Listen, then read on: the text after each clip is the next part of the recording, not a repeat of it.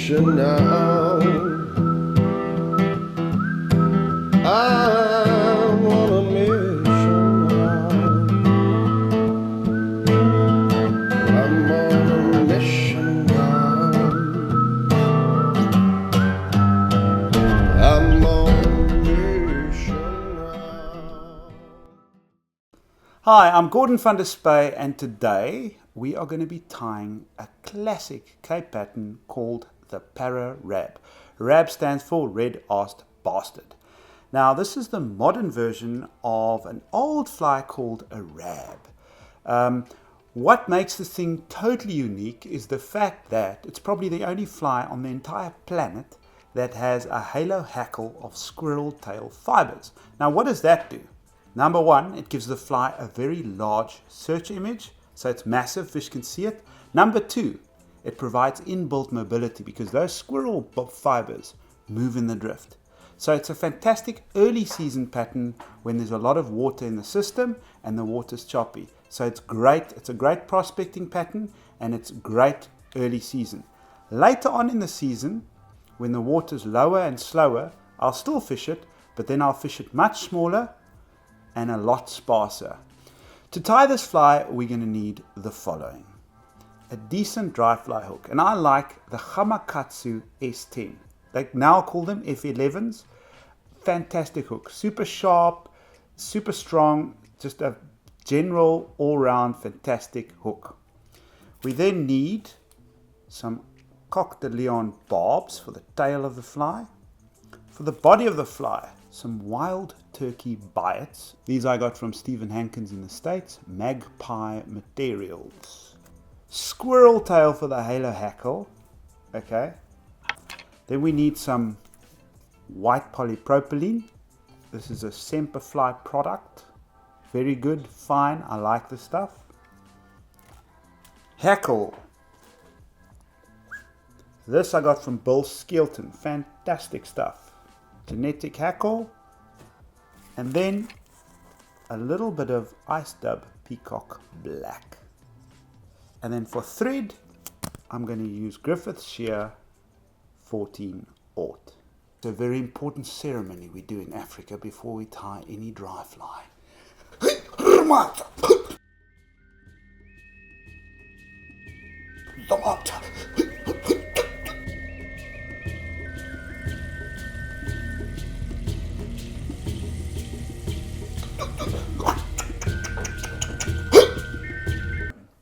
Okay, so the first thing we need to do before we tie this fly is lay a thread foundation.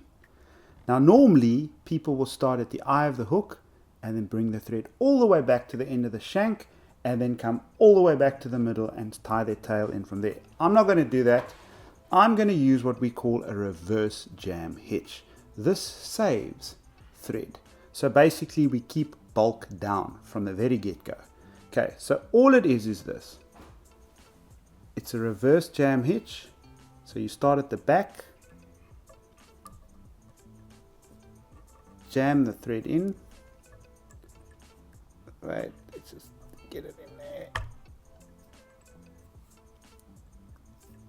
Perfect. And now you use your tag end to help you position your thread wraps. So they lay neatly and tightly next to each other. They slide down that thread tag and they basically are lying perfectly. This is something that Wayne Llewellyn taught me. Actually quite a cool little trick.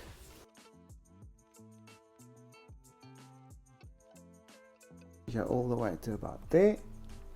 I'm going to cut off the excess over there. Bring my thread all the way to the eye, and then I come back to about there. Okay, now I'm going to take Coq de Leon, or some people call this Coq de Leon, barbs. Yep. So what I'm going to do is I'm going to line these barbs up to make sure they're the same length. Take them like that and just rip them off. And I'll make sure that my tail is about the length of the shank of the hook. So from the end of the shank to the end of the tail is about shank length. Okay. With a pinch strap, I'll just tie it in on top. Like that. So now I've got my tail in. Make sure you flatten your thread every now and then. What happens is with thread is every time you wrap thread, you introduce twist into it. So by just unwrapping it every now and then, or untwisting it, you ensure it comes in flat. So you'll use less thread by doing that. Okay, to the end of the shank, let's do that, lift that up nicely, and there we've got our tail in. Okay, and now we can just cut off the excess. Okay, and now I'm going to use a biot. A biot basically comes from the pointer feather of a bird. This is a biot from the right pointer feather of the bird. If you look on the left of that biot, you'll notice there's a fine little ridge. I'm going to use that little ridge. There are tiny little barbs or hairs on there, which make a fantastic ribbed effect. Not that fish care, but it does look cool. Okay, important thing with a biot, put it in your back. That's South African for mouth. You've got to do that, because the thing is, this shit's been on the bird for a very long time, and it's very brittle.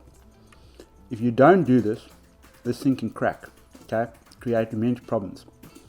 So just don't swallow it, because that's guck. Okay, there you go. Yeah. Okay, so I introduced the biot like this, tie it in, give it more length than you need, tie it in with a soft wrap like that, and now all you do is move it out until it's connected by its very tip, and then apply pressure, and then bring your thread all the way forward to where your thorax is going to be. In this case, that little ridge that I spoke about is on the left side, my left side. And now all I'm going to do is I'm just going to wrap this thing. Use a hackle plier, it's going to help you. And overlap those wraps slightly.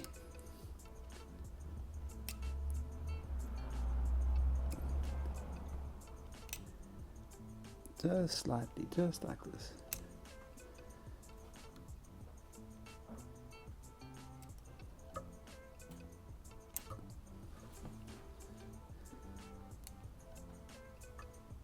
And go one more.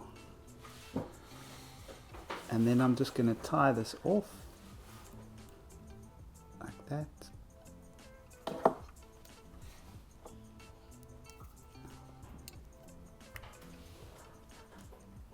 Okay. Cut the excess off. Okay. Okay, next step, squirrel tail. And what I like to do here is the following. Look for hair that's fairly straight. So you don't want mega crinkle in it. Okay. Get more than you need. Cut it off. And then what I'm going to do is hold it at its tips like that. And the short hairs, just brush them out. So basically all those hairs are more or less the same length.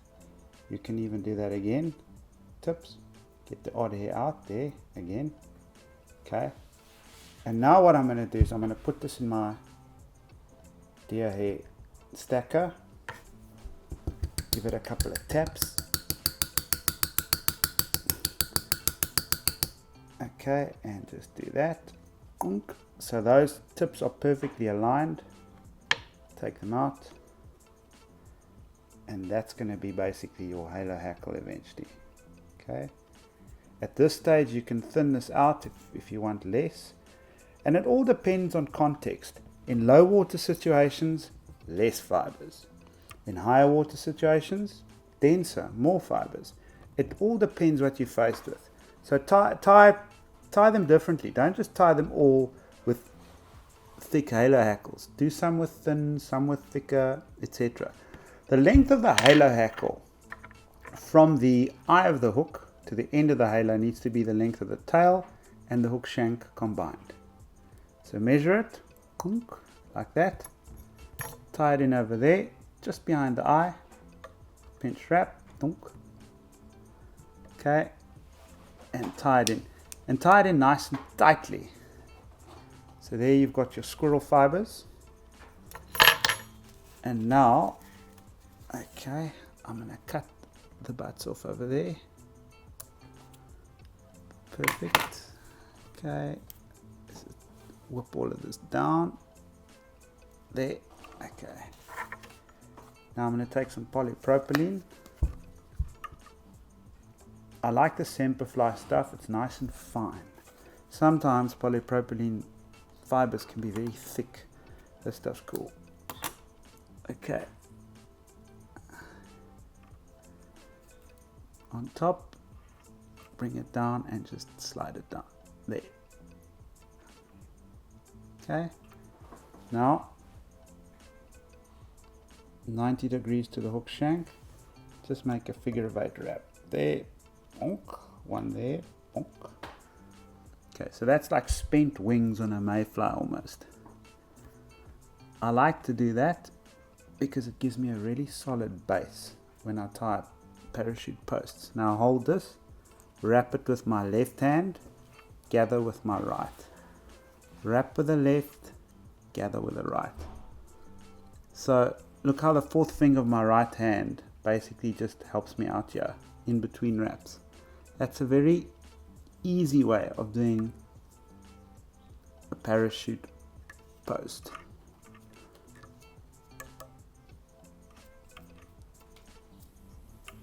And you just wrap this up nice and smoothly. You don't want any bumps, because if you've got bumps, it'll affect the way your hackle sits on that base. So keep everything nice and smooth. There we go. Okay, and then come back down again.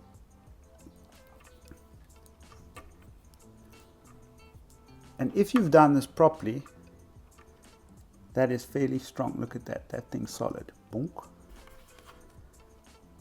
Okay, now I'm going to take a hackle. This is a saddle hackle, one of Bill's from that dance you saw before. The length of these barbs needs to be about the length of the gape of the hook. You don't want it too long because your squirrel fibers, you want them pronounced. So basically go shorter on the hackle than you normally would. I've stripped things off over there at the bottom. I tie it with the shiny side facing me. Okay. And what that does is, that basically ensures that I don't trap barbs on the way down when I'm going to wrap this hackle, because that feather's slightly cupped upwards. And then we go back down again. Exactly the same way I tied in the post. So there I've got my hackle. Okay, give it a test wrap.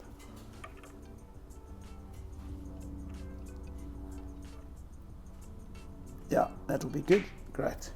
Now, a little bit of dubbing. And you don't need much. The main thing, most people like just go crazy with dubbing. They just dub way too much. Very little. Okay? Spread it across the thread. And then dub it in a clockwise fashion if you're a right-handed tire. Your thread is spinning in a clockwise direction. So by doing that, you get a tighter dubbing noodle. So as you are wrapping thread, it's spinning up in a clockwise direction. Now, if you put the dubbing on there in a clockwise direction, it tightens that whole thing up. Okay, and end with your thread behind the post, hanging in front of you. I've got a gap there. I've got a slight gap. Okay, not that fish are going to care. They actually won't give a shit. They'll eat it anyway. Okay, there we go.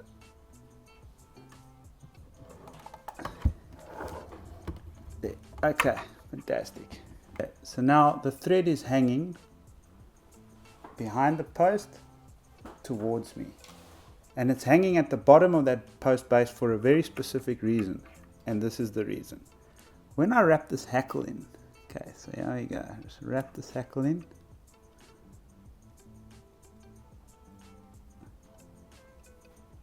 I wrap it down the post, okay? Notice the length of the hackle actually helps me. I don't need a hackle ply or anything. I just roll with the length of this hackle. I get to the bottom and all I do is I trap it off on the base of the post. 2-3 wraps and secure, done. That's cool because if I tied it in at the eye of the hook, I'd have a lot of material traffic, okay? There's lots of stuff happening there. So I don't want to be tying anything off there. I'll bring my thread in front of the squirrel fibers, just like that. Now you've always have the danger of that thread slipping off. So when you've got that sort of thing, just tilt that up in the vise so your thread can't slip off, okay? And now we cut off the excess hackle, very gently. That, okay? And look at those squirrel fibers now. Now, how do we get those squirrel fibers? And this is the question that everyone asks when it comes to tying these things. How do you get those squirrel fibers around the entire hook shank?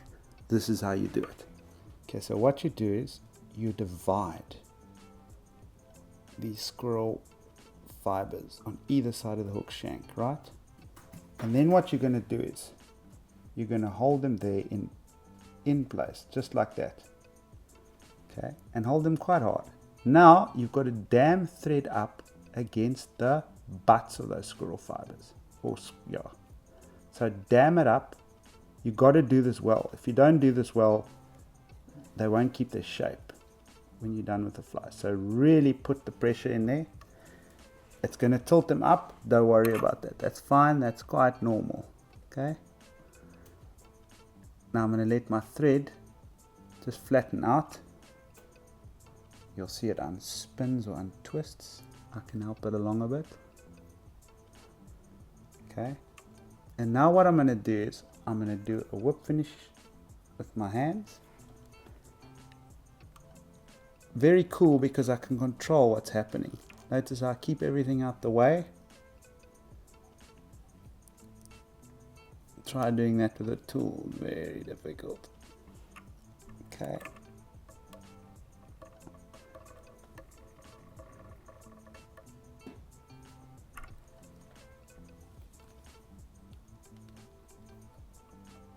Okay, there we go.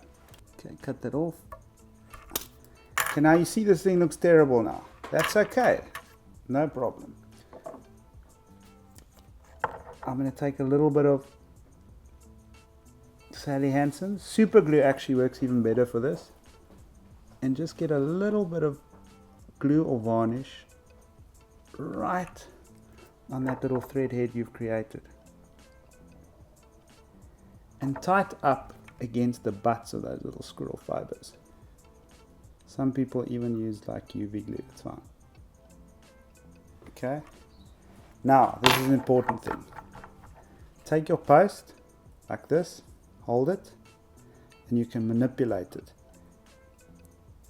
And then massage all these little fibers into place. And take your time doing this. Okay, here we go. It looks lekker. Okay, there. And now clip your post. I'm going to purposefully leave it a little bit longer.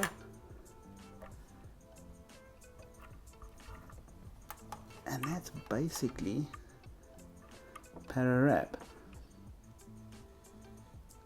Look at that. Now watch this. When I blow on these little fibers, look at what they do.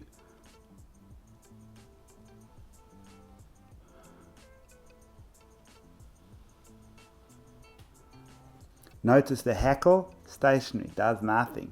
But those little squirrel fibers move. and that's a very important trigger. So that's basically the Para-RAB. Takes a little bit longer to tie, but well worth the effort. Boom. Mission now.